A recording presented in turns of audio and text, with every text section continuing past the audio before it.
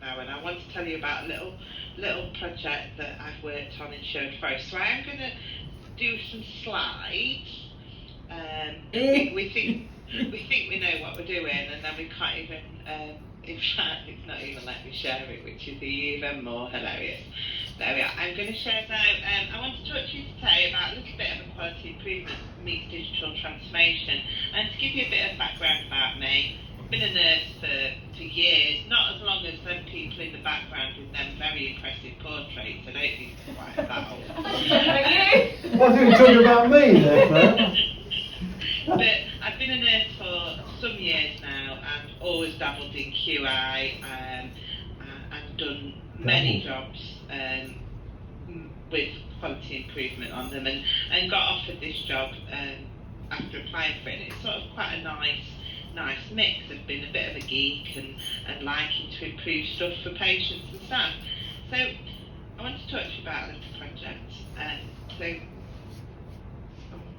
This is me. I'm a big people watcher, and during COVID, as we talked about, I was working at home, working in the office, but wasn't really allowed out. So as I sort of transitioned more into the office, I spent a lot of time sitting and watching people come in and go in. And for those of you that don't know Sherwood Forest, it's pretty fabulous. So this is our main entrance, and there's lots of activity in there.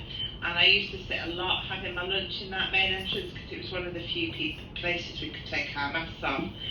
And I was, just pondering on life really, and listening to people's stories and the way people are interacting, and thinking about digital stuff, and thinking about how we interact with our public, particularly around the NHS app. So this rather flattering picture, you can see lockdown's been kind to me, giving me a couple of stones since that picture. But this is my friend Sharon, who's been a nurse for longer than me. I like that. And we worked in the vaccine centres, and actually the lessons that we learned from the vaccine centres is that we're the captive audience. So when we're talking about trying to get service users, patients, citizens involved with digital stuff, we had people that sat for 15 minutes. And what we pretty much held them prisoner in these vaccine centres and said, do you want to download the NHS app? Do you want me to show you how to use that NHS app?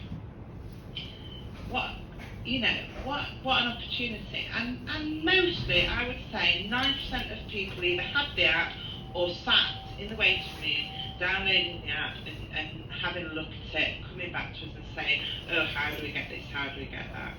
So while I was sitting here, I thought, could we do that with our patients? We've got these people, this was taken in the height of COVID, so you can see not an awful lot of activity, but there's still people about, still not wearing masks, but these people were coming into our hospital, were interacting. So could we use lessons from the vaccine centre in our hospital? And these are my digital volunteers. There are 7, because what I thought was, yes, we've got these people coming into our hospitals. They are tracked for a while, aren't they, when you have an outpatient appointment or you're an endoscopy. But what people interact well is they interact well with people that are like them. So you'll see that, yes, there's lots of white faces in my digital volunteers, but that's Mansfield. So Mansfield predominantly is a white working class area. And so I reached out to volunteers and said, look, I want to do this. I want to help people that come to our hospital access the NHS app. I want them to be able to use it in a meaningful way for them, not how I, as the Chief Nursing Information Officer, want them to use it, or the people in the clinics want them to use it, but I want them to use it so that they can think, oh, what did that doctor say to me, or what was my blood result, or when have I got to go back to the doctors, or, oh, I really like this, look, I can put my steps in. And so I've had these digital volunteers. it's not rocket science, but it's great, and we're hoping to grow these. These are my first cohort, and we secured some funding from Digital Aspirant money to train them. And what else is really great is they can then go on to do another day's course that will help them with a vocational career in digital stuff if they wanted to, for nothing. So in April 2022, we had 425,591 of our patients in the the Nottinghamshire area registered with the NHS app. That's pretty good. That's because we held them to ransom, I think, in vaccine census. 44.56% of our population, just data for you, Steve Roy, I didn't want to let you know. But what I'll say is, you know, what are we going to go up to? What's possible when we share what we've learned? And the Nottingham Forest reference, as you know, we've gone up this year. It's a massive thing, and I would have never thought as a child in the 80s we'd have ever achieved that greatness again. So really, it was just, I wanted to share you a little journey about my digital volunteers and how proud I am.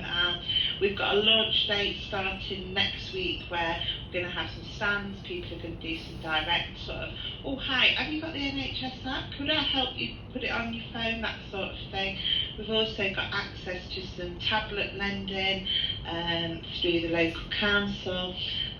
We have quite a big traveller population in our local area in Newark, and we've got access to be able to give mobile phones to that sort of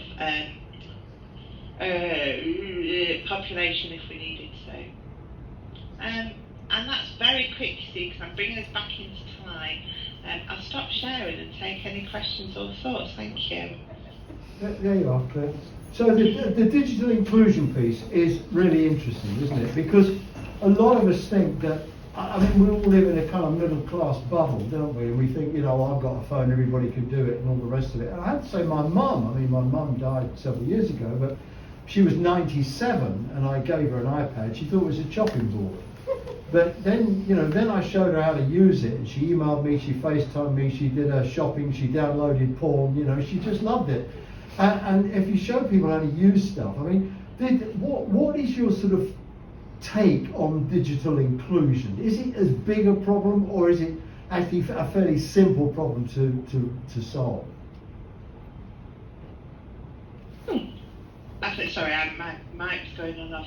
I think in my local area, so it's very different in the Midlands. It's very different, and I think, but in Nottingham and Nottinghamshire, which is my local area, we have pockets of digital poverty, I would say, and what the council has done really well, Nottinghamshire Council, is look at this, and they do quite a lot of tablet loaning, they do mobile phone loaning, they've appropriately applied for funding to help boost this, and we know that you know, if you loan a mobile phone out, you're probably not going to get it back. But you know what? If that gives that patient access to their records, or to be able to attend a hospital or to interact with a GP, then that's invaluable, isn't it? Yeah. So I think we take that as I think it's really important, because we talked earlier about the green thing, didn't we? And how the impact of technology is on the kind of carbon thing. And we talked about waiting lists. I mean, 60% of people on waiting lists are waiting for an outpatient's appointment. And so all of that can be speeded up. And quite often, you know, use of hospital services, deprivation, social exclusion, it's all one piece. And